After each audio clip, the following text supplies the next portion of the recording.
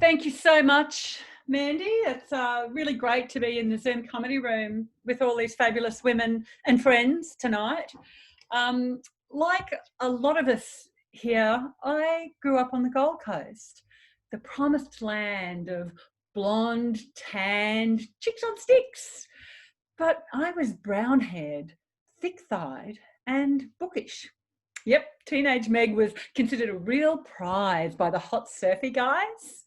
Now, the education opportunities on the coast weren't great at the time, yet somehow the fat girl put-downs were positively Shakespearean. Oi, bush pig, get a test tube up ya.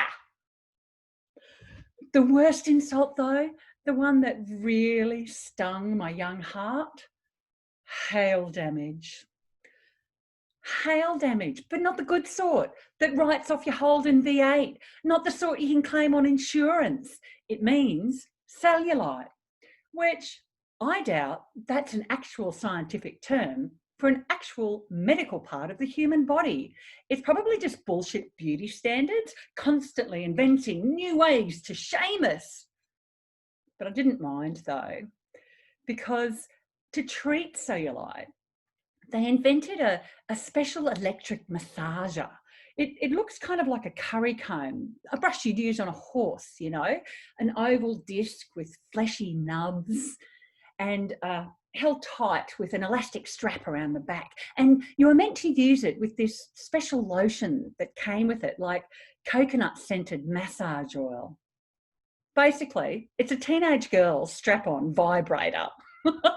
It's designed to rub on your hail-damaged thighs, rub and rub and rub the cellulite away, as if it's ever going to work. But still, I got really good at it. You ever heard of the runner's high? Well, let me introduce you to the rubber's thigh. Thighs are where women store our anger, apparently, which is good, because when I escaped the Gold Coast to get an education, I moved to Brisbane, Brizzo, land of big hills and bastard politics. All that old anger about my cellulite, plus all that new anger about fucking Bjelke Peterson and then fucking Campbell Newman, it gave me thighs of steel that powered me up and over the giant hills of Brisbane to visit all my many wonderful lovers.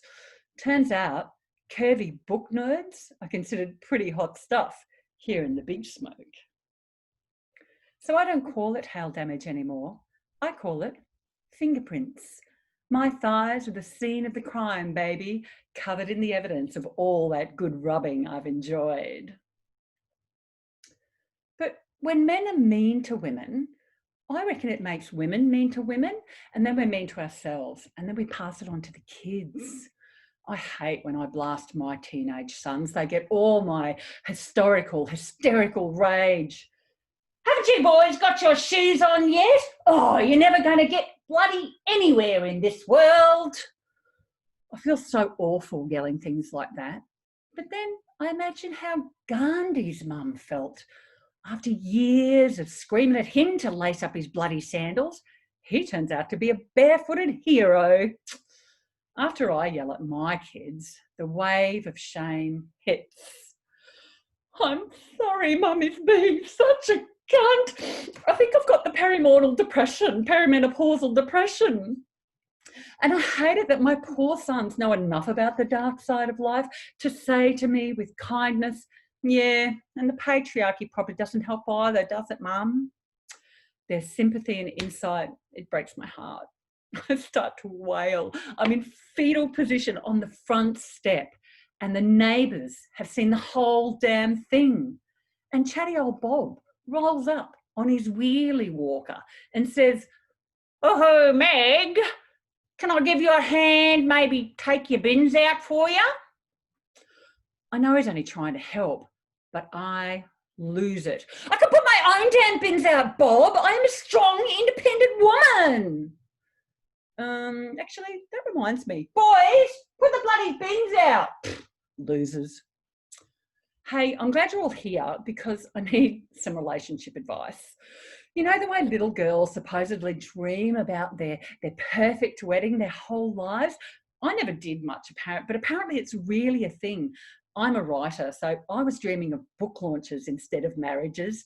Do you, Meg, take this publisher? But little girls, the wedding dream, the dream dress, antique lace, full meringue, sleek sleeveless satin, the invitation list, who's coming, and more importantly, who's not coming. You're out, Trisha, you're never coming to my wedding. How they'll decorate the hall or church or garden, planning in highly technical jargon, share platters or alternate drop, choosing Bible quotes and love poems. Oh, but I never dreamed of any of this. I've always fantasized about my perfect divorce. It's like a pressure release valve when I'm in the trenches with hubby. I'm trying to fight fair. I'm trying not to say, look, mate, you're a middle-class, middle-aged, white male. Basically, you're the most powerful predator on the planet. So how about we drop the victim stance just for a second? I don't say that, but I want to. So instead, I dream about my perfect divorce. The catering is easy. Finger food, so you can fucking throw it at each other. And stuff alternate drop. I'll be too busy on the dance floor doing the slut drop. Oh yeah, baby. I picture myself wearing a Kate Bush-style dress, rage red babushka robes, on a cliff top, in a storm. It'll be dramatic and romantic.